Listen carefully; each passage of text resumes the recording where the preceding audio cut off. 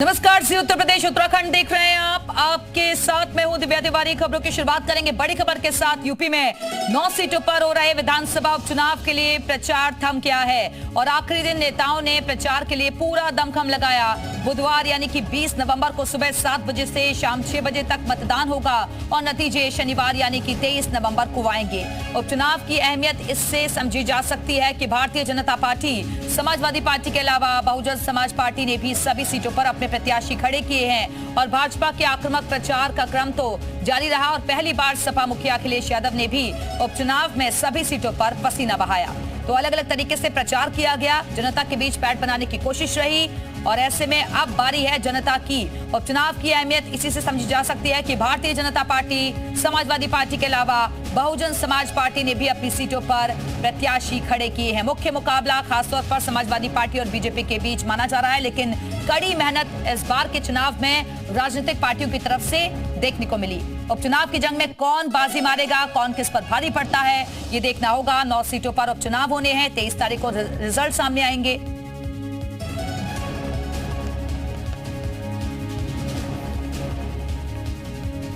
तो 9 सीटों पर उपचुनाव होना है और हर एक सीट की अपनी अहमियत है। 23 तारीख को नतीजे सामने आएंगे। थम गया है प्रचार का शोर। आखिरी दिन नेताओं ने पूरा दमखम दिखाया। अलग अलग तरीके से जनता को रिझाने की कोशिश की गई और अब डोर टू डोर जाकर जनता के बीच माहौल बनाने की कोशिश रहेगी। जनता से वोट की अपील की जा सकेगी। प्रचार का शोर थम गया है। तो किसका नारा जनता को प्यारा, सवाल यही है, क्योंकि अलग अलग मुद्दों के जरिए जनता के बीच पहुंचे थे ये तमाम राजनीतिक दल।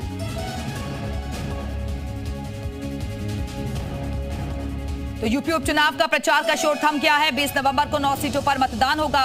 27 की जंग का उपचुनावी ट्रेलर सेमीफाइनल के तौर पर इस चुनाव को माना जा रहा है। तो प्रचार का शोर थम गया है।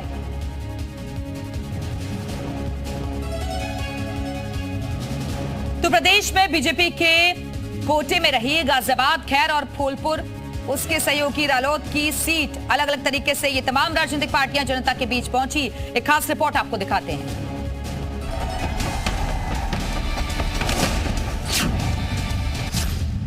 उपचुनाव की जंग कौन करेगा दंग, किसका नारा जनता को प्यारा, पोस्टरवार किसका बेड़ा पार। 2027 की जंग का उपचुनावी ट्रेलर।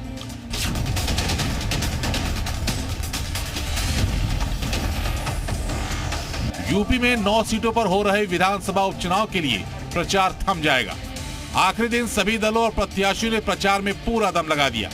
उपचुनाव के अखाड़े में 9 सीटों पर नाक की लड़ाई है। बुधवार 20 नवंबर को सुबह 7 बजे से शाम 6 बजे तक मतदान होगा। नकारात्मक नारे के सहारे, बंटवारे के सहारे वो उपचुनाव जीतना चाहती है, लेकिन पीडीए समझदार है, पीडीए की ताकत बड़ी है। भारतीय जनता पार्टी को समाजवादी पार्टी हराने के लिए तैयार है। देखिए, समाजवादी पार्टी अब सिर्फ पोस्टरों से लेकर और ट्विटर और फेसबुक तक ही सीमित हो चुकी है। माननीय मुख्यमंत्री जी ने एक नारा क्या दिया, पूरी समाजवादी पार्टी बिलबिलाए हुए घूम रही है। गाजियाबाद, खैर, मीरापुर सीट पर उपचुनाव होना है। इसके अलावा कुंदर की, कटेरी, करल में भी वोटिंग होनी है। सीसामऊ, मझुआ और फूलपुर में भी उपचुनाव का अखाड़ा तैयार है, जहां 20 नवंबर को वोट डाले जाएंगे। विधानसभा उपचुनाव में पूर्व से लेकर पश्चिम तक कांटे की लड़ाई है। 2027 के चुनाव के सेमीफाइनल में नेताओं की बयानबाजी के बीच पोस्टर वॉर भी जारी रहा। सीएम योगी के नारे बटेंगे तो कटेंगे के जवाब में विपक्ष ने कई पोस्टर लगाए। अब चुनावी इम्तिहान में सभी दल जीत का दावा कर रहे हैं। विधानसभा चुनाव की बात करें तो करहल, कुंदर की, कटेरी, सीसामऊ पर सपा का कब्जा था, जबकि गाजियाबाद और फूलपुर, मझुआ सीट बीजेपी के खाते में थी। वहीं मीरापुर सीट पर आरएलडी ने जीत दर्ज की थी। उपचुनाव के रण में कौन मारेगा बाजी? क्या सभी सीटों पर कमल खिलेगा या फिर साइकिल दौड़ेगी? जनता जनार्दन का किसको मिलेगा आशीर्वाद? 23 नवंबर तक इसके लिए करना होगा इंतजार। ब्यूरो रिपोर्ट, जी मीडिया। और अलग अलग जगहों से इस वक्त हमारे साथ हमारे सहयोगी जुड़ चुके हैं। फूलपुर से मोहम्मद गुफरान हमारे साथ जुड़े हुए हैं, अभिषेक माथुर खैर से हमारे साथ मौजूद हैं और अतुल सक्सेना करहल से हमारे साथ जुड़े हुए हैं। लेकिन सबसे पहले फूलपुर का रुख कर लेते हैं। गुफरान, चुनावी शोर थम चुका है, राजनेताओं की पूरी तैयारी इस चुनाव में भी नजर आई और अब बारी है जनता की। कैसा माहौल आपको नजर आया? बिल्कुल, देखिए फूलपुर की बात करें या फिर इसके अलावा 8 अन्य सीटों पर आज उपचुनाव का जो प्रचार है वो थम गया है और आज से एक दिन बाद यानी कल के बाद जो है मतदान होगा 20 नवंबर को। जो 9 सीटों हैं वहां के जो भी सपा, बीजेपी या फिर बीएसपी के जो प्रत्याशी हैं उनके भाग्य का जो फैसला है वो मतदाता करेंगे। और 23 जो तारीख है नवंबर की, वो तारीख ऐसा दिन होगा जब नतीजे आएंगे। लेकिन जनता और लोगों के बीच जो वोटर हैं, मतदाता हैं, उनके मन में क्या है, खास करके फूलपुर के लोगों के मन में क्या है, ये बातचीत करने के लिए हमारे साथ यहीं के लोग हैं। ये बताएं सर, नाम क्या है आपका? और फूलपुर जहां पर हम बैठे हैं ये झूसी है, फूलपुर विधानसभा का हिस्सा है। यहाँ के लोगों के मन में क्या है, आप लोगों के मन में क्या है? देखिए, हम लोग अपने को सुरक्षित चाहता हूँ, गुंडागर्दी न हो, अच्छा रहे, हमको अच्छा अस्पताल की सुविधा मिले और शिक्षा की अच्छी सुविधा मिले, यही हमको ख्वाहिश है और क्या। और लोग हैं, उनसे बातचीत कर लेते हैं। भैया ये बताएं किन मुद्दों पर वोट होने हैं?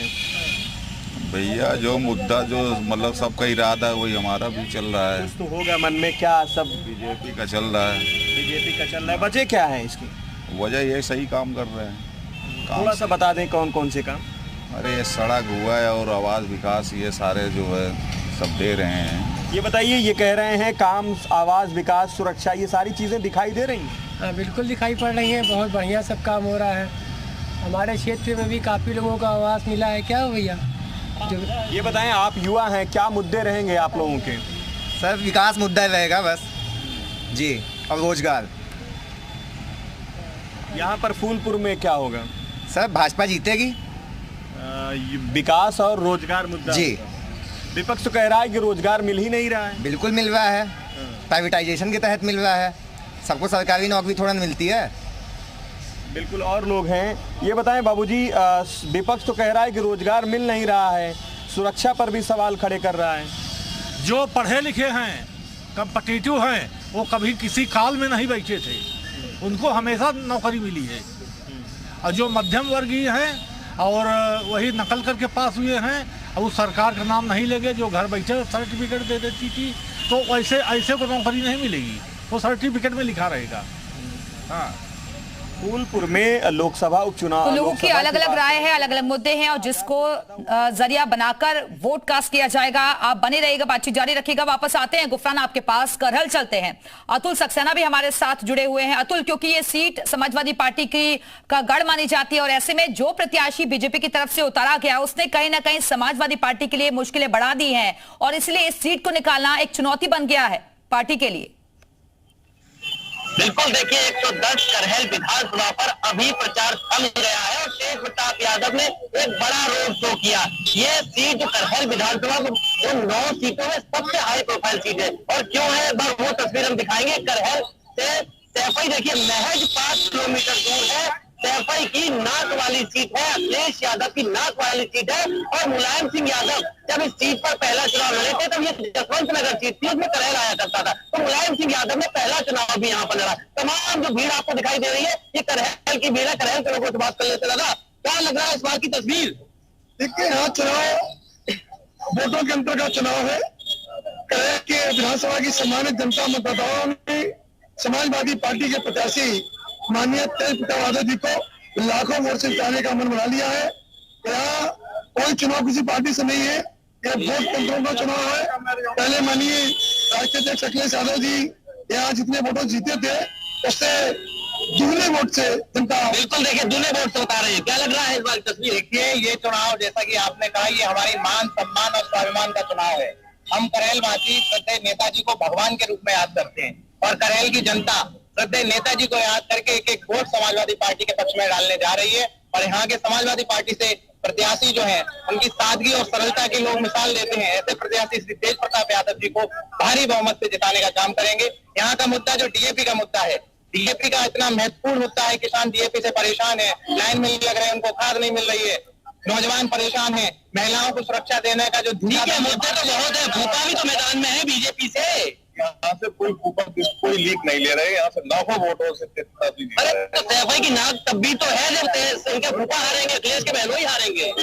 यहाँ कोई बहनोई और रिश्ता नहीं चल रहा है। देखिए फूफा भतीजे की लड़ाई है, आपको बात करें तो युवा वोट बन गया, अभी नहीं बन गया, आप बताइए। ठीक है, वोट नहीं बना है तो कुछ नहीं बोलेंगे। दादा लग रही है कुछ तस्वीर यहाँ की बदल सकती है? कोई तस्वीर नहीं बदलेगी, समाजवादी पार्टी अगर रहेगा हमेशा ये समाजवादियों का। बिल्कुल, तो कोई समाजवादी पार्टी की जीत के दावे कर रहा है, कोई बीजेपी की जीत के दावे कर रहा है, जनता की अलग अलग राय है, मुद्दे हैं। वापस आएंगे आपके पास, गाजियाबाद चलते हैं, पीयूष गौड़ भी हमारे साथ जुड़े हुए हैं। पीयूष, क्योंकि ये 9 की 9 सीटें बहुत महत्वपूर्ण है बीजेपी के लिए, क्योंकि जैसा प्रदर्शन पिछले चुनाव में रहा था पार्टी का, उससे सबक लेते हुए इस बार बहुत तरीके के बदलाव किए गए, चाहे वो प्रचार करने का तरीका हो या फिर मुद्दों की बात हो। देखिए, मैं निश्चित रूप से गाजियाबाद में मुख्यमंत्री योगी आदित्यनाथ के रोड शो के अलावा 6 मंत्रियों की भारी भरकम टीम प्रचार में उतरी थी। आज प्रचार का आखिरी दिन था, प्रचार का जोर अब थम गया है। पार्टी डोर टू डोर जो प्रत्याशी है वो डोर टू डोर प्रचार करके सीधे लोगों से बातचीत करते हुए पूछते हैं क्या मुद्दे हैं जिनको लेकर जो मतदान करने जा रहे हैं। अच्छा आप बताएं, क्या कुछ मुद्दे रहने वाले हैं इस बार स्थानीय वर्सेस बाहर का मुद्दा भी यहाँ विजयनगर में देखा गया? हम चाहते हैं लोकन का विधायक रहे, लैंड पार्क क्षेत्र की आवाज उठे, और हमारे बाईपास क्षेत्र में बहुत बुरा हाल है। इसमें यहाँ सब महापौर भी हैं, विधायक भी हैं, सांसद भी हैं, राज्य मंत्री भी हैं, फिर भी अनदेखा हमारे जो विजयनगर में अनदेखा होता है। नहीं तो इस बार मुख्यमंत्री यहाँ पे कुछ उम्मीद जगी है विकास होगा? कुछ नहीं, हमारा जो है प्रत्याशी मजबूत है, सिंहराज यादव जी जो अखिलेश यादव जी ने उतारा है, हाँ वो बहुत मजबूत उतारा है, और विजयनगर की आवाज है। आप बताएं मेरे को, यहाँ क्या लग रहा है, मुख्यमंत्री समेत बड़े नेता आ रहे हैं तो विजयनगर का जो पिछड़ापन है वो इस बार दूर होगा? देखो मुख्यमंत्री तो पहले से भी आते जा रहे हैं, कोई नई बात नहीं है। लाइन बात क्षेत्र में मुख्यमंत्री आए उनसे कोई फर्क नहीं पड़ता। हमारे यहाँ के मुद्दे, गौशाला फाटक में पानी भर जाता बरसात में, 2-3 दिन पानी नहीं निकलता। हमारे यहाँ सांसद यहाँ के, विधायक यहाँ के, मेयर यहाँ के 65 बीजेपी, मतलब टोटल लोग बीजेपी की है। उसके बाद में हमारे लाइनबाग क्षेत्र में ना तो कोई अस्पताल है, ना कोई बच्चों का बड़ा कॉलेज है। इन सब विकास के मुद्दों को ध्यान में रख के वोट करेंगे। विकास के मुद्दों को देख के ध्यान में रखेंगे, जो हमारे विकास की बात उठाएगा सदन में, लोकसभा में, विधानसभा में, उसके लिए सपोर्ट करेंगे। लाइनबाग क्षेत्र के लिए कुछ और लोग भी है। अच्छा आप बताएं, क्या कुछ मुद्दे इस बार रहने वाले हैं जहन में जब वोट करने जाए? देखिए इस क्षेत्र का कभी मुद्दा ही नहीं रहा विकास, हमें तो ये था जो लड़ रहा उसे वोट दे दो। अब मेयर, सांसद, एमएलए, सरकार होने के बाद भी अगर यहाँ दूषित पानी पी रहे हैं, बदबूदार पानी पी रहे हैं, बदबूदार गलियों में रह रहे हैं, नाला बड़ा बड़ा है तो उसमें रहना है, तो इस बार मुझे ऐसा लगता है जो विजयनगर की जनता है, चाहे वो भाजपा का अपना वोटर हो, चाहे सपा का हो, चाहे बसपा का हो, सबने सरकार को शायद अंगूठा दिखा दिया है कि इस बार झटका दे दें। इस बार मतलब नाप तोल के वोटर जो है वो जो बात करेगा फायदे की उसको वोट करेगा। नहीं, ये है इस बार भाजपा का वोटर भी ये सोचे बैठा है कि इससे सरकार तो गिरेगी नहीं, इस बार लाइन पार वाले को जिता दें, तो कम से कम यहाँ मुख्यमंत्री आ गया तो आगे काम भी होंगे, जो मुझे लग रहा है। मैं अपने व्यू से। अच्छा आप बताएं क्या लग रहा है इस बार? देखो हमें तो यही चाहिए कि जी देखो लाइन का क्षेत्र से हमारा प्रत्याशी विजयी हो, क्योंकि हमारे विजयनगर क्षेत्र में कोई भी विकास नहीं हुआ है, जैसे कि नालियां हैं, रंजे हैं, कोई बिल्कुल गाजियाबाद और उसके आसपास के इलाकों में समस्याएं बहुत सारी हैं, पार्किंग की समस्या, जाम की समस्या, पानी की समस्या भी लोग गिनवा रहे हैं, बहुत सारी समस्या है। वापस आते हैं आपके पास, खैर चलते हैं, अभिषेक माथुर भी हमारे साथ जुड़े हुए हैं। अभिषेक, इस सीट पर कैसा मुकाबला नजर आ रहा है और आपके आसपास अगर पब्लिक मौजूद है तो जरा उनसे जानिए। का जो जोर है वो प्रत्याशियां वो दूर संपर्क करेंगे और अपने पक्ष में माहौल बनाने की कोशिश करेंगे। लेकिन मैं आपको बता दूं वोटिंग जो होनी है 20 तारीख को होनी है, ऐसे में जो 2 दिन है ये काफी महत्वपूर्ण है, क्योंकि 2 दिन में ये तय हो जाएगा कि वोटर का मूड जो है किस ओर जा रहा है, वो समाजवादी पार्टी की तरफ जो है वोटिंग करता है या बीजेपी की ओर वोटिंग करता है। इसी को लेकर आज हम बात करेंगे, हमारे साथ तमाम लोग मौजूद है और इसे जानने की कोशिश करेंगे कि आखिर इनको क्या लगता है जो वोटर है वो किस ओर जाने की कोशिश कर रहा है। सबसे पहले आपसे जानेंगे, क्या लगता है चुनाव में वोटर कहाँ जाएगा? मन बना लिया है इंडिया गठबंधन पोस्ट कर रहा है जनता को, किसानों ने मन बना लिया, युवाओं ने, क्योंकि भाजपा भारत चलाओ पार्टी बन चुकी है। भाजपा मतलब होता है भाजपा जंगल राज, भारतीय जंगल राज पार्टी। क्या लगता है आपको, इन्होंने वोटरों ने मन बना लिया गठबंधन की तरफ? ये तो कभी सपने में भी नहीं होगा। जिन्होंने इंडिया को तोड़ा था आज तक गठबंधन कर रहे हैं, ये इनकी मानसिकता को प्रचारित कर रही है भाजपा के प्रति हर वोटर। आप बताइए कैसे वोट जा रहा वोटर? देखिए, ये गठबंधन के नाम पर एक ठगबंधन है और मौका परस्त लोग हैं। कहीं जहाँ मौका लगता है एक हो जाते हैं, मौका लगता है एक दूसरे के कपड़े उतार। ठगबंधन लोग हैं आप? देखिए, इनको समझ ही नहीं आता कि मोदी जी ने कितने लोगों तक पता है। इनको वो यारी पसंद है जो अडानी और अंबानी के साथ है। ये बताओ देश को 16 लाख करोड़ रुपए किसके थे? गरीबों को लूट कर तुमने माफ किए। 16 लाख करोड़ किसके थे? गरीबों को लूट कर माफ किए। क्या कहेंगे? सबका साथ, सबका विकास और सबके विश्वास के साथ भारतीय जनता पार्टी की नीति है। क्या नाम है आपका? इमरान सैफी मेरा नाम है और मैं आपको बता देना चाहता हूँ, देश के यशस्वी प्रधानमंत्री श्री नरेंद्र मोदी जी 2014 से भारत की कमान संभाली, पहली बार प्रधानमंत्री बने। उसके बाद जो इस देश ने ऊंचाइयां पकड़ी हैं, ये ऊंचाइयां पकड़ी हैं। क्या लगता है वोटरों का मूड क्या है? वोटरों का मूड समाजवादी पार्टी की प्रत्याशी चारूखेन की एक तरफा जीत होगी। चारूखेन की एक तरफा जीत होगी, क्या कह रहे हैं? यही कही जाता, भाजपा की जीत है, पहले से तय है। भाजपा की जीत है, पहले से तय है। ये रहता हुआ जवाब। अरे ये बताओ कि झांसी के 10 मासूमों का कातिल कौन है? योगी सरकार बताओ कि बटेंगे कटेंगे बोलने वाले, ये बताओ कि बांटने वाले तुम ही और काटने वाले तुम ही। और ये बात बोलते कैसे हो? देश को तुमने बांटा, हिंदू भाई ये भाई ने बोला, हिंदू महासभा ने 2 नेशन थ्योरी का आजाद किया, उसी की कोख से जन्मे ये आज भाजपा ये देश को बात सिखाते हैं राष्ट्रवाद का। झांसी का मौत का जिम्मेदार कौन? सरकार उस पर काम कर रही है। घटनाएं कहीं भी हो सकती है, जानते हैं। भोपाल ट्रेजेडी की बहुत सारी घटनाएं होती है, देश के अंदर घटनाएं होती रहती है। कहीं कहीं लापरवाही होती है, उन पर कार्रवाई होनी आवश्यक है। लापरवाही हो रही है, उन पर कार्रवाई होगी। सिलेंडर पे एक्सपायरी, अरे कैसी बात करते हैं आप? बताइए, नहीं था। एक साइड वो पुरानी पर्ची चिपकी रह गई थी, दूसरी साइड वो भरा गया था। पुरानी पर्ची से लगता गया नहीं। अरे आपने मीडिया ने दिखाया, दुनिया ने दिखाया। आखिर ये बताओ कि 10 कातिलों का जिम्मेदार कौन, वो कातिल कौन है? बिल्कुल, तो बहुत सारे सवाल हैं जो कि राजनीतिक पार्टियों से पूछे जा रहे हैं लोगों की तरफ से। आप बने रहेगा, वापस आते हैं आपके पास। फूलपुर चलते हैं, मोहम्मद गुफरान लगातार हमारे साथ बने हुए। गुफरान, क्योंकि इस बार टिकटों के बंटवारे को भी हम देखें तो बहुत सोच समझकर प्रत्याशी उतारे गए। पहले तो अगर गठबंधन की बात की जाए तो समाजवादी पार्टी ने कैंडिडेट अपने पहले अनाउंस कर दिए, कांग्रेस पर थोड़ी नाराजगी भी नजर आई, लेकिन जैसा प्रचार मिलकर करना चाहिए था वैसा प्रचार कांग्रेस के नेताओं की तरफ से नहीं किया गया इस चुनाव में। हाँ बिल्कुल, देखिए लोकसभा की अगर बात करें तो उसके मुकाबले सपा को साथ नहीं मिला है कांग्रेस का। कुछ लोग हैं उन्हीं से बातचीत करते हैं जो स्थानीय लोग हैं, यहाँ के तमाम मुद्दों को जानते हैं, फूलपुर को अच्छे से समझते हैं। भैया ये बताएं, फूलपुर की बात करें तो क्या होना है, क्योंकि आज 2 दिन बाद यहाँ पर मतदान होना है। हम फूलपुर के बारे में ज़्यादा नहीं जानता हूँ, मैं रहने वाला नहीं। अच्छा, आप बताएं कहाँ से भैया? हम लोग भी बाहर के ही हैं यहाँ। मतलब बच रहे हैं या बाहर का बहाना बना रहे हैं? बाहर हम लोग बाहर से ही आए हैं। और लोग हैं उनसे बातचीत कर लेते हैं जो स्थानीय ही हैं। ये बताएं भैया, मुद्दे क्या रहने वाले हैं? खास करके लोकसभा की बात करें तो यहाँ पर फूलपुर पीछे थी काफ़ी।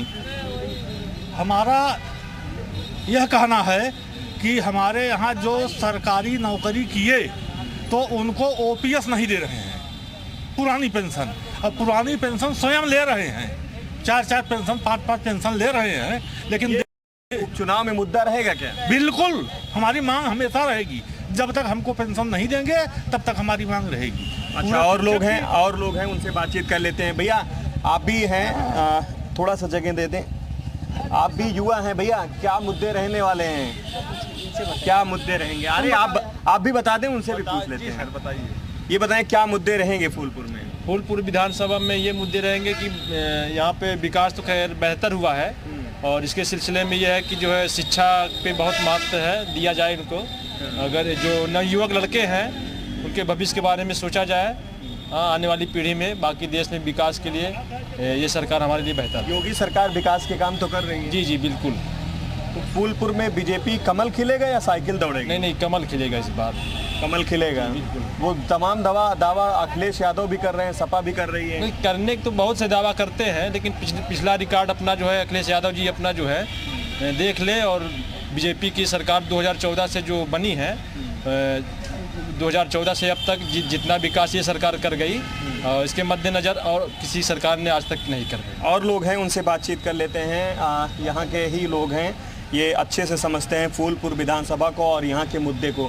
ये बताएं क्या मुद्दे रहेंगे भैया? गवर्नमेंट एम्प्लॉय हैं हम। अच्छा, गवर्नमेंट एम्प्लॉय हैं, इनकी अपनी मजबूरियाँ हैं और लोग हैं, उनसे जानते हैं। ये बड़ा क्या मुद्दे रहेंगे? युवा हैं आप तो। जी, मैं सबसे पहले ये कहना चाहूँगा, जो शिक्षा है उस पर बहुत ज़्यादा ध्यान दिया जाए, उसके बाद सारे मुद्दे ऑटोमेटिक खुल जाएंगे। जब आदमी ज्ञानवान हो जाएगा तो सारे रास्ते, सारे पथ जो हैं ऑटोमेटिक खुलना चालू हो जाएंगे, उसमें कोई बाधाएं नहीं रहेंगी। फूलपुर में क्या होगा, कमल खिलेगा या साइकिल दौड़ेगी? ये तो मैं नहीं कह सकता, बिकॉज मैं वोट भी नहीं देना, मतलब मेरी एज भी नहीं हुई। घर के लोग तो दे रहे हैं। घर के लोग हैं, अब उनकी इच्छा है। योगी जी बेहतर काम कर रहे हैं या नहीं?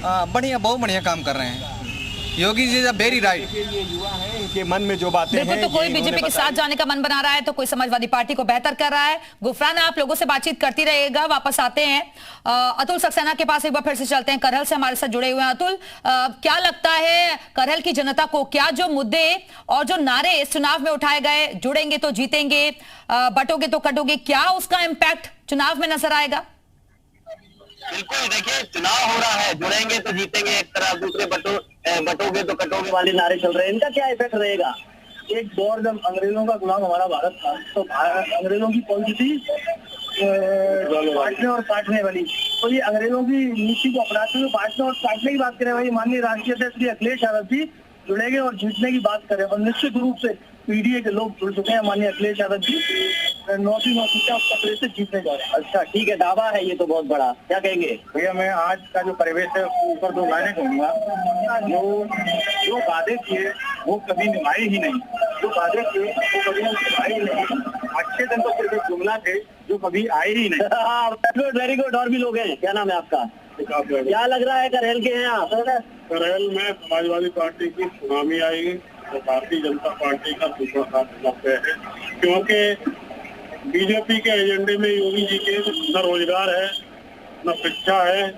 इनका इन चीजों से कोई ध्यान नहीं, सिर्फ नफरत की राजनीति करती है। नफरत की राजनीति की बात कर रहे हैं। युवा है, क्या लग रहा है युवा किधर जा रहा है? एक तरफा वोट है, एक तरफा सिर्फ ओनली समाजवादी की तरफ वोट जा रहा है, लेकिन बीजेपी आज तक ऐसा कोई काम नहीं कर सकी जिससे कि कुछ ऐसा काम सिर्फ महंगाई और सिर्फ नफरत फैलाने का। महंगाई आप क्या कह रहे हैं? मैं ये कहना चाहता हूँ, देखिए जो जैसे कि बीजेपी ने काम कर रहे हैं उससे युवा बहुत परेशान है। और जैसे पेपर लीक का भी समस्या है, पेपर लीक से लेकर बहुत समस्या है, तो वो हमें बीजेपी को हटाना है। टोपी लगा के नौकरी मिल जाएगी? टोपी लगा के नहीं मिलेगी। हम तो नेता हैं और हम जो युवा नेता भी हैं, तो हम और युवा जो पढ़ाई कर रहे हैं, जिसका लोग हैं, बच्चे हैं, उनके लिए हमने सोचा है। और हम जैसे भी अब सरकार चेंज होती है तो हम बिल्कुल करेक्ट माननीय अखिलेश यादव जी के निर्देश होंगे, जो ठीक है निर्देश होंगे।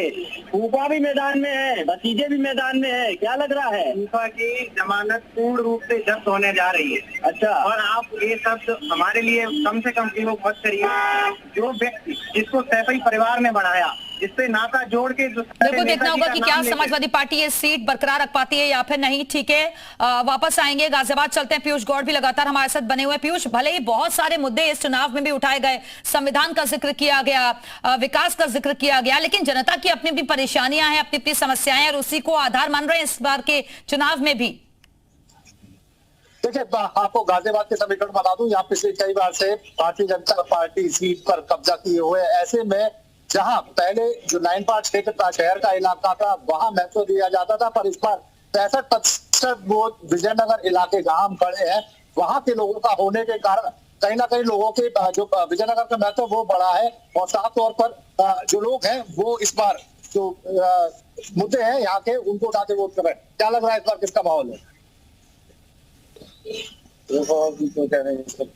अच्छा, योगी जी आए थे तो लग रहा है कुछ यहाँ के विकास कार्य होंगे? उम्मीद पूरी है। उम्मीद पूरी है, तो किसका जादू चलेगा?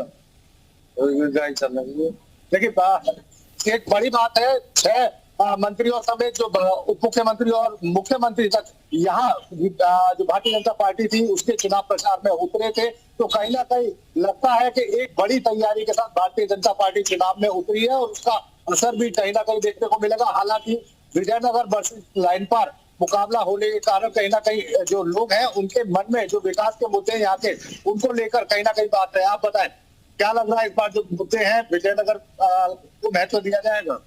मुद्दों को महत्व दिया जाएगा। हर बार हम बीजेपी को वोट दे रहे हैं। मेयर बीजेपी का, सांसद बीजेपी का, विधायक बीजेपी का। हमारे सांसद जी उत्तर दुनिया की तो संसद में आवाज उठाते हैं, इंसानों की आवाज उठाने को राजी नहीं है। ना यहाँ कोई अस्पताल है, ना बड़ा कोई कॉलेज है। तो बड़े मंत्री जिस तरह से आ रहे हैं तो लग रहा है आवाज उसका कोई फर्क नहीं पड़ता। बड़े मंत्री से कोई फर्क नहीं पड़ता। जनता यहाँ की दुखी हो चुकी है। देखिए साफ तौर पर कहीं ना कहीं लोगों के मन में ये भी सवाल है कि लगातार यहाँ बिल्कुल पिछले 10 साल से बीजेपी का इस सीट पर कब्जा रहा है, लेकिन क्या ये सीट दोबारा से बीजेपी बरकरार रखने में कामयाब हो पाती है या फिर नहीं, ये देखना होगा। आप सभी सहयोगी बने रहेगा हमारे साथ। ये खास पेशकश आगे भी जारी है। फिलहाल वक्त एक छोटे से ब्रेक का, फौरन लौट रहे हैं।